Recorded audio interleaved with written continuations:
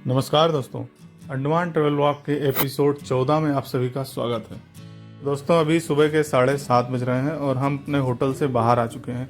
अभी हम यहाँ से चलेंगे पंजाबी ढाबा, वहाँ पर ब्रेकफास्ट करेंगे और उसके बाद सरकारी बस में हम घूमने की कोशिश करेंगे। अगर गोगो बस मिल जाती है तो बहुत अच्छा है, वो 7-8 पॉइंट पे ले जाती है। तो उसमें जहाँ जहाँ हम जिस जिस पॉइंट पे नहीं गए हैं उस पॉइंट को चलेंगे देखने के लिए। और अगर गोगो बस नहीं मिलती है तो फिर हम चिड़िया टापू के बारे में आज सोच रहे हैं। और उसके अलावा एक दो और पार्क हैं, मरीन पार्क है, महात्मा गांधी मरीन पार्क। तो वो थोड़ा आउटर में है, यहाँ से काफ़ी दूर है, 20 किलोमीटर करीब होगा। और इतना ही चिड़िया टापू है, तो दोनों तरफ तो हम नहीं जा पाएंगे एक दिन के अंदर। तो हम वहाँ चल के फिर जब बस स्टैंड पर पहुँचेंगे तो फिर डिसाइड करेंगे कि हमें कहाँ की बस पहले मिलती है, उधर ही हम चल देंगे। दोस्तों, मेरे होटल की लोकेशन ऐसी है कि जैसे ही मैं अपने होटल से बाहर निकलकर 200-300 मीटर चलता हूँ तो मुझे सामने अपना हिंद महासागर और मरीना पार्क और बगल में तिरंगा मेमोरियल, ये तीनों चीज़ें सुबह सुबह नज़र आ जाती हैं। ये मरीना पार्क के जस्ट अपोजिट में शायद कोई स्टेडियम बना हुआ है, क्योंकि इस स्टेडियम के बाहर बहुत सारे जो बच्चे नज़र आते हैं और अलग अलग बसें नज़र आती हैं। तो ऐसा लगता है कि यहाँ कोई कंपटीशन वगैरह हो रहा है, उसके लिए ही लोग आए हुए हैं। झंडे वंडे भी लगे हैं, जैसा जो स्पोर्ट्स मीट्स होती हैं उसमें लगे होते हैं, उस तरह के झंडे भी लगे हुए दिखते हैं यहाँ पर। तो हम पहुँच चुके हैं दोस्तों अभी मार्केट एरिया में, और यहीं पर अन्नपूर्णा भोजनालय था पीछे। तो लेकिन हम जा रहे हैं सीधे पंजाबी ढाबा पर, वहाँ पर हमें पराठे मिल जाएंगे आज। दोस्तों, ऑटो वाले ने मुझे घंटाघर पर उतार दिया है और सामने ये भगवान मुरुगन का मंदिर है। तो हम मंदिर होके आते हैं, फिर आगे चलेंगे। तो दोस्तों, हम मंदिर होकर अभी आ चुके हैं और ये पोर्ट ब्लेयर की मुख्य मार्केट है, अबरदीन मार्केट के नाम से जानते हैं।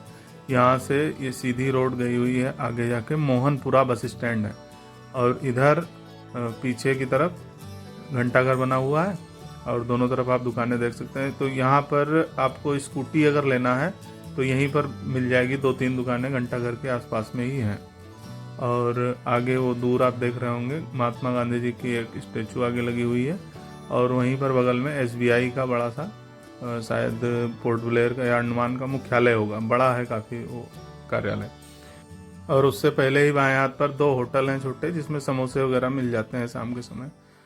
और ये मेरी नज़र पड़ी एक अंकल जी पर, ये अपनी दुकान खोल रहे थे और बाहर सूर्य भगवान को प्रणाम करके अगरबत्ती लगा रहे थे। पंजाबी ढाबे से मात्र 200-300 मीटर की दूरी पर है। आगे आपको एक चौराहा दिख रहा होगा, उस चौराहे से ही लेफ्ट लेंगे तो हम सीधा पंजाबी ढाबे पहुंच जाएंगे।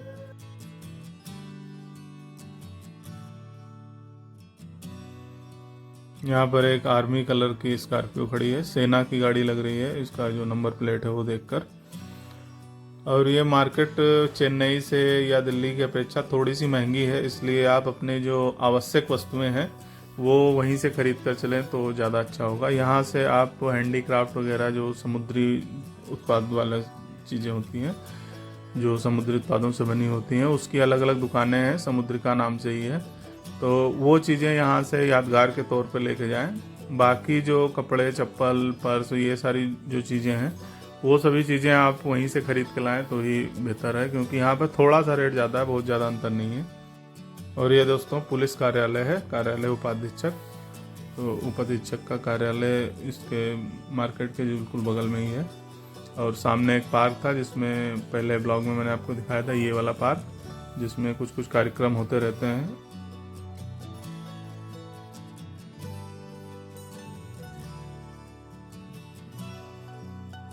और दोस्तों, पुलिस कार्यालय के ठीक बगल में ये देखिए एक होटल भी बना हुआ है।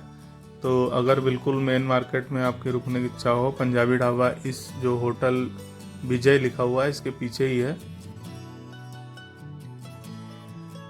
दोस्तों, घंटाघर से लगभग 300-400 मीटर की वॉकिंग करके हम पहुंच गए हैं पंजाबी ढाबे पर। और ये देखिए प्याज और टमाटर को पीस करके रखा गया है सब्जी बनाने के लिए। इसमें शायद दोपहर की भी सब्जी बन जाएगी, क्योंकि इनके यहाँ सब्जी जो बनती है वो एक बार में ही जो सब्जी बनाना होता है वो बन जाती है। अलग अलग प्लेट के लिए, अलग अलग ऑर्डर के लिए अलग अलग सब्जी बनाने का इधर सिस्टम नहीं है। तो ये दोस्तों हमारा पराठा और आलू और सोयाबीन की सब्जी आ गई है।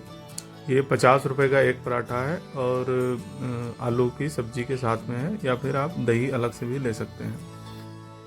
पहले तेज पत्ते को निकाल के रख देता हूँ साइड में और फिर मैं टेस्ट करता हूँ पहले सब्जी। तो सब्जी दोस्तों बहुत ही ज़्यादा टेस्टी है, बहुत ही अच्छी सब्जी बनी है और पराठा तो देखने से ही बहुत अच्छा लग रहा है। तो हम जल्दी जल्दी से ब्रेकफास्ट अपना ख़त्म करते हैं और उसके बाद फिर चलते हैं बस अड्डे की ओर। बोलो मेरा नाम थोड़ा सा।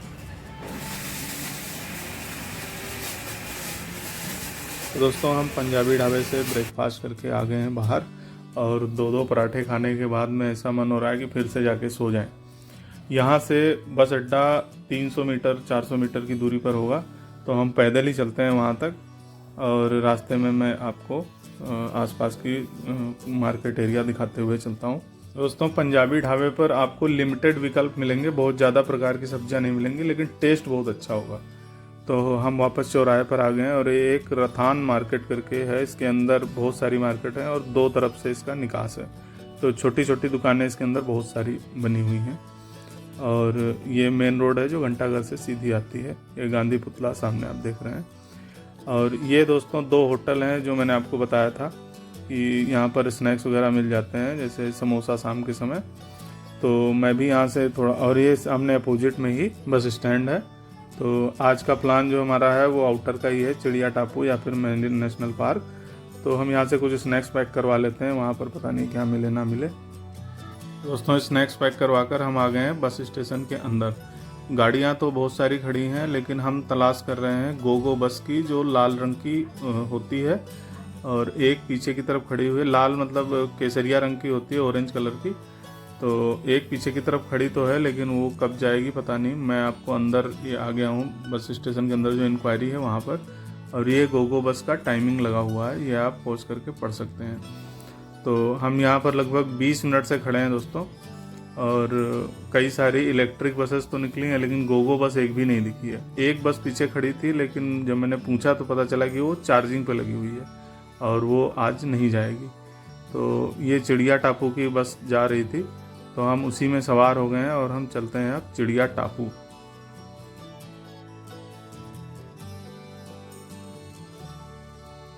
दोस्तों जो दूसरा स्थान था हमने जो मार्क करके रखा था वो था Mahatma Gandhi marine national park. वो चिड़िया टापू से अपोजिट साइड में है, 25 किलोमीटर दूर। वहाँ के बारे में जब इंक्वायरी किया मैंने तो पता चला कि वहाँ के लिए भी एडवांस बुकिंग होती है और बिना एडवांस बुकिंग जाने से कोई फ़ायदा होने वाला है नहीं, क्योंकि एडवांस बुकिंग करोगे फिर वो ग्रुप बनाएंगे और उसी ग्रुप के अनुसार बैचेस में ले जा करके और बोट से ले जाते हैं, फिर वो दिखाते हैं कि कहाँ पर ये मगरमच्छ है, ये कछुआ है, ये शैवाल है, ये इस तरह की चीज़ें। तो हमारी बस चल चुकी है दोस्तों और मैं बाहर के वीडियोस फोटोज़ ले रहा हूँ, तो ऐसा लग रहा है कि मैं डबल डेकर बस पे बैठा हूँ ऊपर की तरफ, क्योंकि जो साइड ग्लास लगा हुआ है वो बहुत ज़्यादा क्लीन है। इसकी वजह से बिल्कुल ट्रांसपेरेंट हम देख पा रहे हैं बाहर की तरफ। और ये दोस्तों टिकट वाले भाई साहब आ गए हैं, तो हम यहाँ से टिकट ले लेते हैं और फिर यात्रा निर्बाध जारी रहेगी।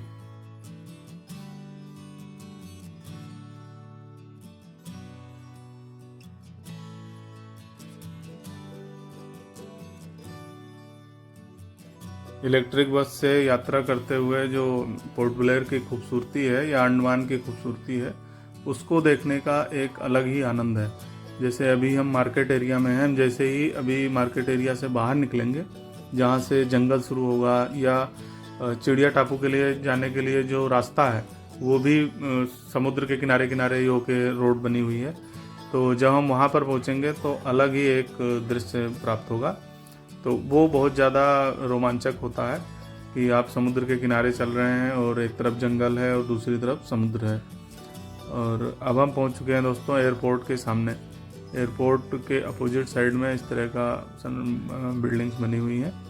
तो एयरपोर्ट में एक दिक्कत यह है कि आप जैसे एयरपोर्ट में उतरेंगे तो या तो आपकी एडवांस बुकिंग होगी, पैकेज में होंगे तो टैक्सी लेने आ जाएगी, या फिर आपको टैक्सी वहीं से लेना पड़ेगा। तीसरा ऑप्शन ये है कि आप ऑटो से मान लो जाना चाहते हो, तो आपको पोर्ट ब्लेयर से जो एयरपोर्ट से निकलोगे तो एयरपोर्ट से लगभग 300-400 मीटर आपको पैदल चलना पड़ेगा और चौराहे तक आना पड़ेगा। अभी दोस्तों हम देखिए अंडमान की हरियाली के बीच में हमारी बस चलना प्रारंभ हो चुकी है। तो अभी तो केवल जंगल जंगल ही दिख रहा है आपको दोनों तरफ। उसके थोड़ा सा और आगे चलेंगे तो यहाँ से समुद्र दिखना शुरू हो गया है। अब कल जब हम गए थे कार्बन कोव बीच तो यही बीचेस जो थे वो खाली पड़े हुए थे और पानी पीछे की तरफ था, लेकिन अभी जो है वो पानी बिल्कुल समुद्र तट तक, सीमा तक आ चुका है।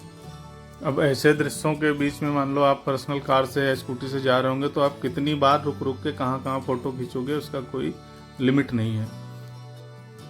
दोस्तों अभी हम बिल्कुल चिड़िया टापू पहुँच चुके हैं और ये देखिए समुद्र के किनारे यहाँ पर भी कुछ कुछ नावें दिख रही हैं, लकड़ी की भी हैं और स्पीड बोट्स भी हैं। तो इसको ध्यान से देखिएगा क्योंकि अभी आगे कहानी में थोड़ा सा सस्पेंस है। सस्पेंस क्या है? ज्वार भाटा का इफेक्ट दिखेगा आपको। तो हम अभी बस से उतर गए हैं और बस चली गई है वापस।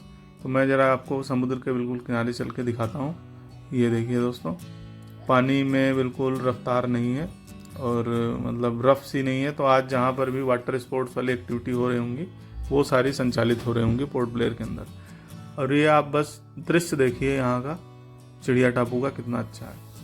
दोस्तों चिड़िया टापू पे अब किधर जाना है ये हमें पता नहीं था, तो हम जस्ट सीधी रोड पे ऊपर आ गए हैं और यहाँ पर लिखा हुआ है चिड़िया टापू 0 किलोमीटर और उस माइलस्टोन के अपोजिट में ये वन विभाग वालों का अतिथि गृह बना हुआ है। ये देखिए ये है NH4 चिड़िया टापू 0 किलोमीटर।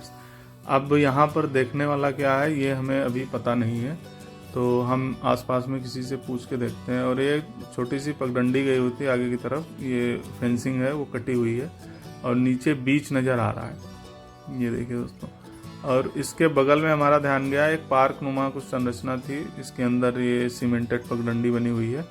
तो यहाँ पर हम चल के देखते हैं दोस्तों ऊपर, और हम सीढ़ी से आ गए हैं ऊपर। ऊपर पेड़ लगे हुए हैं और एक वॉकिंग ट्रैक टाइप का बना हुआ है, बैठने के लिए 1-2 बेंचेस बनी हुई हैं। लेकिन इसको मैंने गूगल मैप में जब देखा दोस्तों तो ये सनसेट पॉइंट के नाम से ये लिखा हुआ है इस जगह का नाम।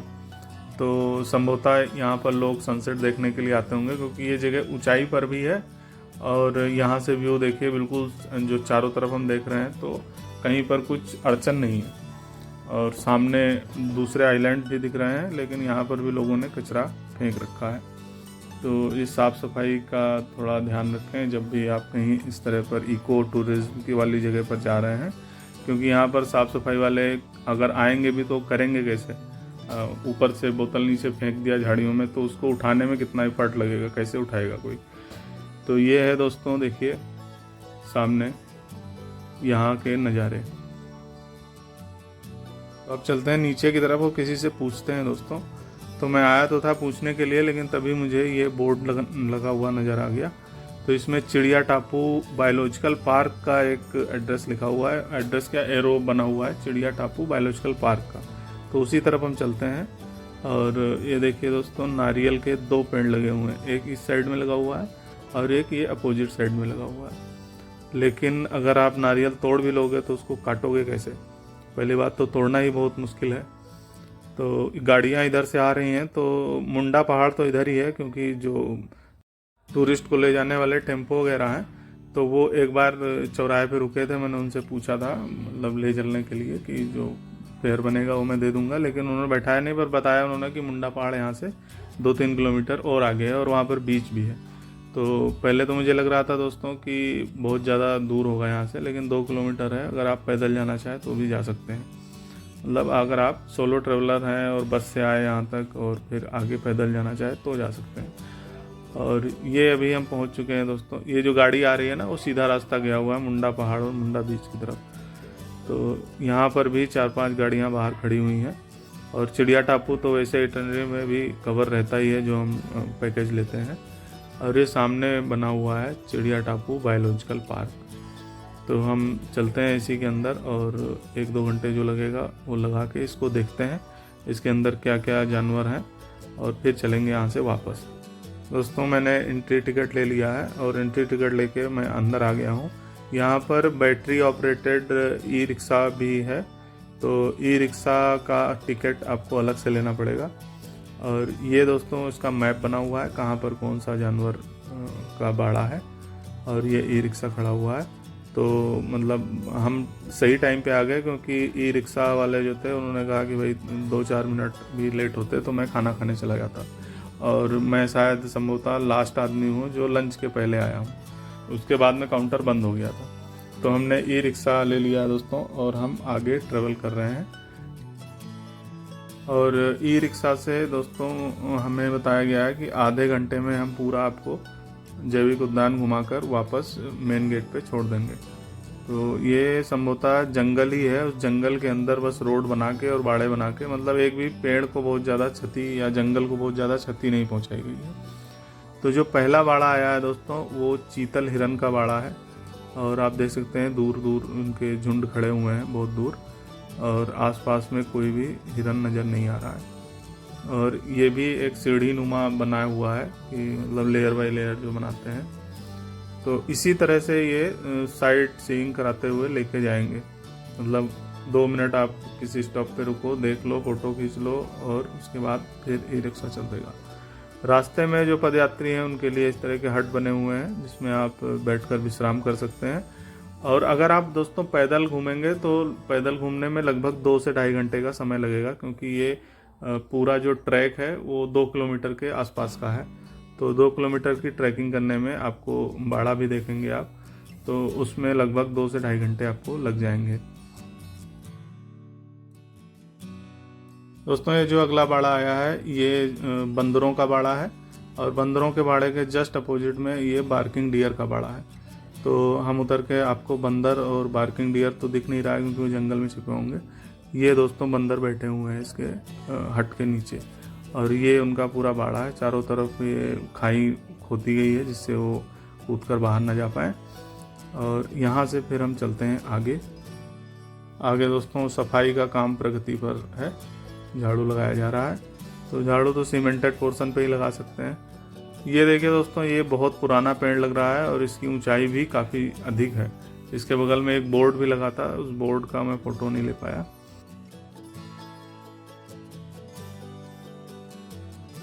दोस्तों ये जो बाउंड्री दिख रही है इसके अंदर कुछ संरक्षित प्रकार के पौधे लगे हुए हैं, इसके कारण इसको चारों तरफ से बाउंड्री किया गया है।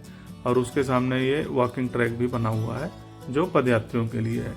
और ये देखिए दोस्तों, एक और बहुत पुराना पेड़ दिखा।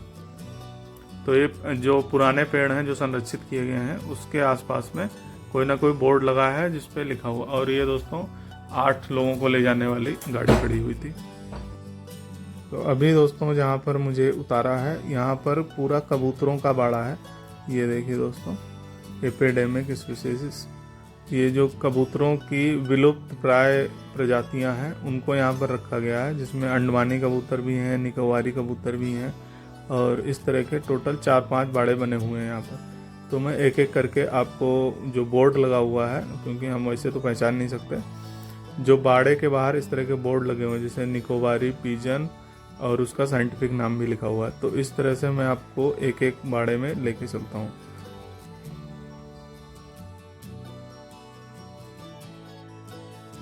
ये भी एक दोस्तों उसकी प्रजाति है, ये साइंटिफिक नाम के साथ एलेक्जेंड्रिया पिजन कुछ लिखा हुआ है। तो साइंटिफिक नेम तो लैटिन वाले से ज़्यादा आते हैं, उसके उच्चारण में कठिनाई होती है। दोस्तों यहाँ के जितने भी बाड़े थे उस सभी बाड़ों में हम जा कर के और सारे कबूतर को देख चुके हैं। तो अब हम चलते हैं वापस, क्योंकि जो रिक्शा वाला है उसने बोला था जल्दी जल्दी चलने के लिए। ये देखिए दोस्तों, एक और बहुत ऊंचा पेड़, और उसके बगल में भी बोर्ड लगा हुआ है, और इस तरह की दीवारें बनाई गई हैं ताकि भूस्खलन को रोका जा सके। तो दोस्तों यहाँ पर मैं आपको एक चीज़ और बताना चाहता हूँ कि नॉर्मली हम चिड़ियाघर या प्राणी उद्यान या जैविक उद्यान के बारे में जब बात करते हैं तो हम ये मान के चलते हैं कि शेर, हाथी, चीता, जिराफ इस तरह के जानवर तो होने ही चाहिए। लेकिन यहाँ पर इस तरह के जानवर नहीं हैं। यहाँ पर ज़्यादातर वही जानवर हैं जो अंडमान या निकोबार में पाए जाते हों। तो ये जो अगला बाड़ा आ गया है दोस्तों, ये है जंगली सूअर का बाड़ा। यहाँ पर आपको 2-3 जंगली सूअर दिख रहे होंगे दूर दूर। और ये जो जंगली सूअर होते हैं, ये जो यहाँ की जनजाति है जारवा जनजाति, उसका प्रिय भोजन में से एक माना जाता है कि वो लोग जंगली सूअर ज़्यादा खाते हैं। और ये है दोस्तों बिल्ली का बाड़ा। यहाँ पर आप देख सकते हैं ऊपर एक बिल्ली बैठी हुई है, ये देखिए दोस्तों। तो ये बिल्ली का बड़ा आ गया, ये भी अंडमानी बिल्ली थी, मतलब यहाँ की लोकल जो प्रजाति है बिल्ली की वो थी। और उसके आगे ये एक और मेमोरियल बना हुआ है। ये चूँकि ये जो क्षेत्र है ये वन विभाग के अंतर्गत आता है, तो वन विभाग वालों ने अपना मेमोरियल बनाया हुआ है। तो अभी हम दोस्तों पहुंच चुके हैं ईगल वाले सेक्शन में। यहाँ पर लाइन से अलग अलग प्रकार के ईगल का बाड़ा है, और इसमें देखिए काला वाला ईगल है, ये अंडमानी ईगल है। और इसके आगे जो है वो सफ़ेद रंग के ईगल का ये वाला अगला पिंजरा जो है ये सफ़ेद रंग का ईगल देखिए ये बैठा हुआ है। इसको वाइट बेली ईगल बोलते हैं। तो ये बोर्ड पर लिखा हुआ है, वहाँ से पढ़ के मैं बता रहा हूँ आपको। और इस तरह के ये 2 ईगल यहाँ पर दिखाए हैं।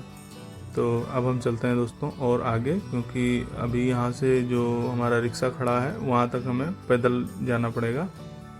और ये ई रिक्शा का यही टूर है कि जहाँ पर मेन पॉइंट होता है वो रोक देते हैं कि जाके देख के आ जाओ। तो कोई बाड़ा अगर अंदर है तो आपको पैदल ही जाना पड़ेगा।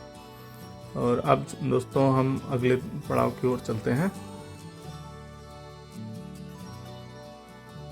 ये दोस्तों जो तालाब दिख रहा है ये मगरमच्छ का तालाब था। तो 1 सेकंड के लिए रिक्शा रुका था, लेकिन कोई भी मगरमच्छ दिख नहीं रहा था, इसलिए हम तुरंत ही चल दिए बिना समय व्यर्थ किए हुए।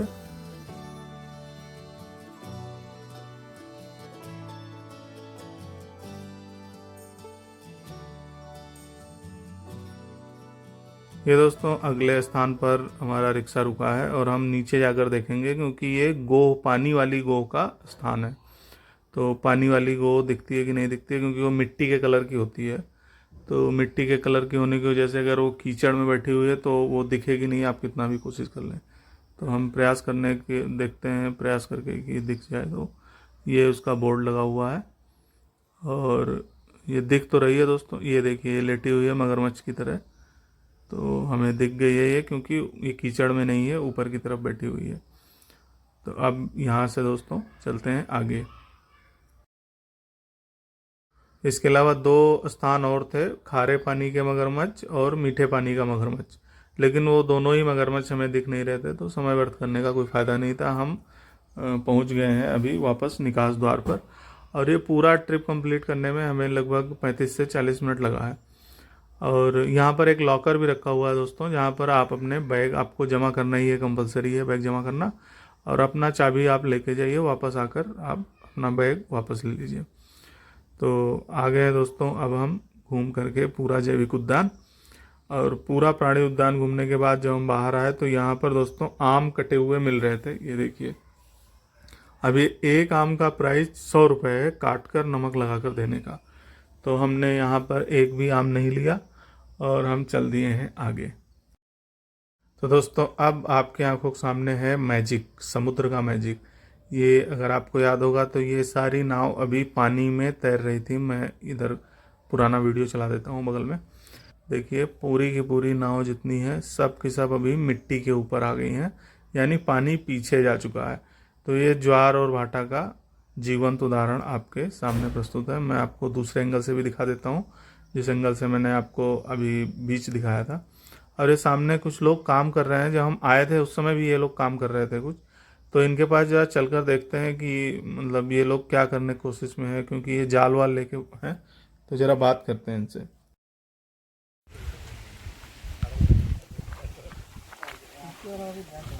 कच्चे करने के लिए एक राफ्ट सेटअप करना, वहीं पर पाइप फ्लोट रहेगा, फ्लोट के ऊपर वो सीवीड डालेंगे और थोड़ा 60 डे के बाद हार्वेस्ट करेंगे। तो उसके लिए डेड वेट के लिए स्टेबलाइज रुकना ना, स्टेबलाइज के लिए ये कुछ कंपनी है आपका क्या है?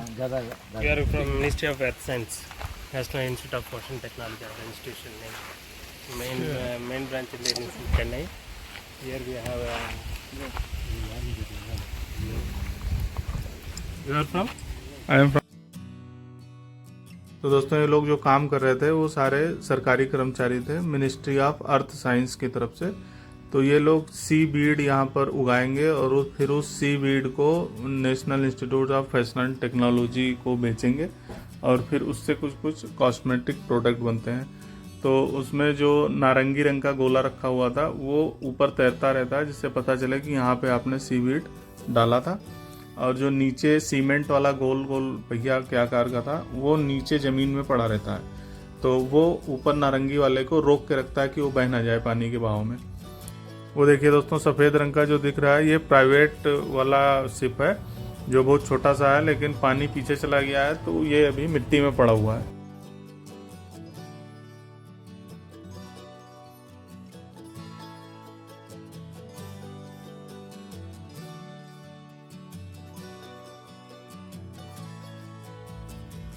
तो दोस्तों ये जो पूरा रास्ता है पोर्ट ब्लेयर से लेकर के चिड़िया टापू तक का, इस बीच में आपको पूरी हरियाली और बगल में बीच नज़र आएगा।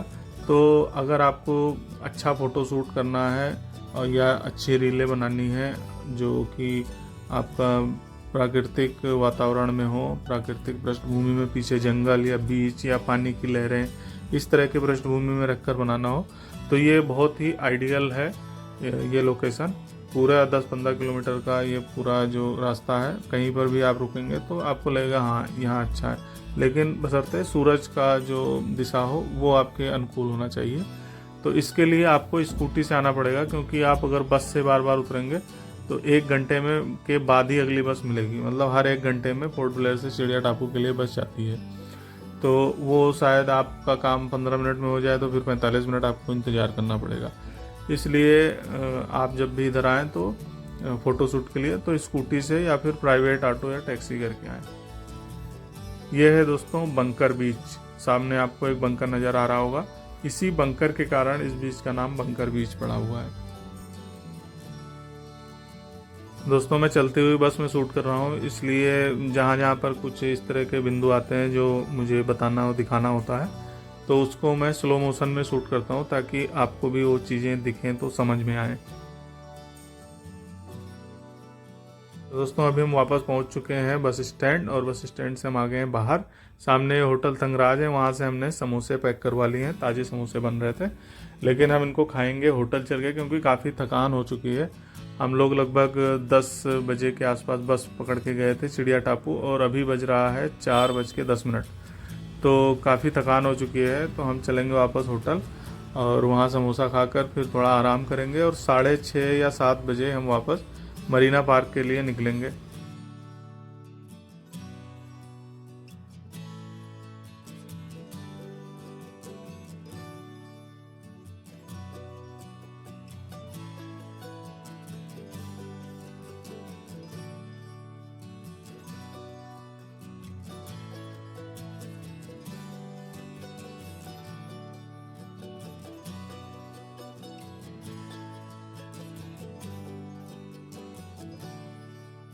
दोस्तों सामने तिरंगा मेमोरियल दिख रहा है और हमारा होटल आ चुका है। 2-3 मिनट में मैं होटल पहुंच जाऊंगा, तो मैं मिलता हूं अब रात में। तो दोस्तों शाम के 6:30 बज रहे हैं और मैं होटल से बाहर आ गया हूं, और इधर से ये शॉर्टकट जाता है मरीन ड्राइव के लिए, और मरीन ड्राइव से फिर हम वॉकिंग करते हुए पहुंच जाएंगे मरीना पार्क। तो हम दोस्तों अभी आ गए हैं मरीन ड्राइव पर, और हम चलते हैं अब आगे की तरफ। ये जो आपको लेज़र लाइट दिख रही है, ये लेज़र लाइट सेलुलर जेल के अंदर जो नाइट शो होता है उस नाइट शो की ये लाइट है। तो आप भी अगर पोर्ट ब्लेयर आए हैं तो नाइट शो एक बार ज़रूर देखिए। वैसे तो यूट्यूब पे भी पड़ा हुआ है, लेकिन जो जीवंत आप देखेंगे सामने उसका एक अलग ही आनंद आएगा। और ये देखिए दोस्तों, बादल के पीछे चंद्रमा छुपा हुआ है, और इसके कारण अभी ज्वार भाटा शुरू हो जाएगा, जिसमें समुद्र में बहुत तेज़ लहरें उठनी शुरू हो जाएंगी, जैसा मैंने कल दिखाया था आपको। तो टाइम थोड़ा बहुत आधा 1 घंटे आगे पीछे होता रहता है, लेकिन जब फुल मून होता है तो वो अपना ज्वार वाला जो हाई टाइड होता है वो तो आता ही है।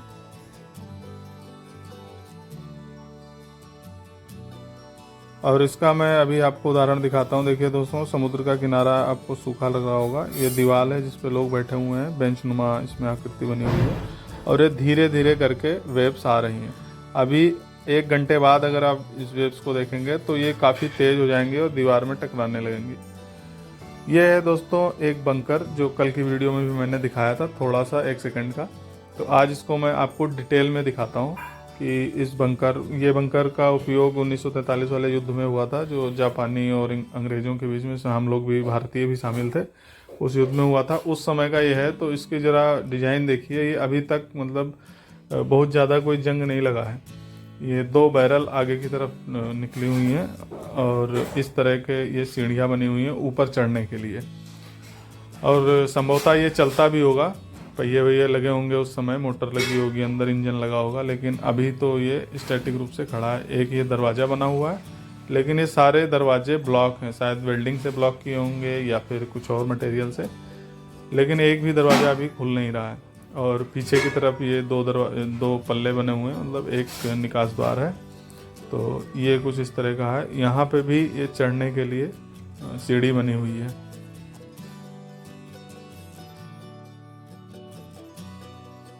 दोस्तों, हमें यहाँ पर आए हुए 20 मिनट हो चुके हैं और 20 मिनट में मैं जब दोबारा समुद्र के किनारे आया देखने के लिए, तो अभी इसका जो वेव्स हैं वो काफ़ी तेज़ हो चुकी हैं। ये देखिए, जो मैंने पहले दिखाया था उससे काफ़ी तेज़ हो चुका है और मेरे ख्याल से 1-1.5 घंटा लगेगा जब ये दीवार में टकराने लगेगा। तो अगर हमारे रहते रहते यहाँ पर ये दीवार में टकराएगा तो मैं आपको ज़रूर दिखाऊँगा। ये दोस्तों मरीना पार्क के अंदर एक इस प्रकार की संरचना बनी हुई है, जो देखने से तो ऐसा लग रहा है कि जो समुद्र के बीच में अंडमान निकोबार द्वीप समूह है, वो सारे द्वीप इसमें दर्शाए गए हैं। लेकिन एग्जैक्टली ये क्या है, वास्तव में क्या है ये मुझे पता नहीं है। तो अगर आपको पता है तो कमेंट करके बताइएगा। और ये काफ़ी लंबी दूरी तक बना हुआ है, मतलब कम से कम 50 फीट तक की लंबाई में ये पूरा द्वीप समूह टाइप का बना हुआ है। तो अभी हम दोस्तों चलते हैं वापस अपने होटल, क्योंकि अभी भूख भी नहीं है। 4 बजे हमने समोसे खाए थे, तो हम वापस चलते हैं और नहा वहा करके 1 घंटे के बाद में मैगी बनाने का प्लान बना हुआ है। दोस्तों, ये इलेक्ट्रिक केटल मैं अपने घर से ही लेके आया था कि कहीं पर अगर पीने योग्य गर्म पानी चाहिए हो और होटल में उपलब्ध ना हो तो हम गर्म करके पी सकें कम से कम। तो आज ये मैगी बनाने के काम में भी आएगी। तो ये 2 पैकेट मैगी हमारे पास है। इसका मसाला मैंने निकाल लिया है और पानी भी खौलने लगा है। तो पहले मैं मसाला डाल देता हूँ और जब मसाला पानी में घुल जाएगा उसके बाद मैगी डाल देंगे। और ये 2 मिनट वाली मैगी है, तो 2 मिनट में ही बन जानी चाहिए।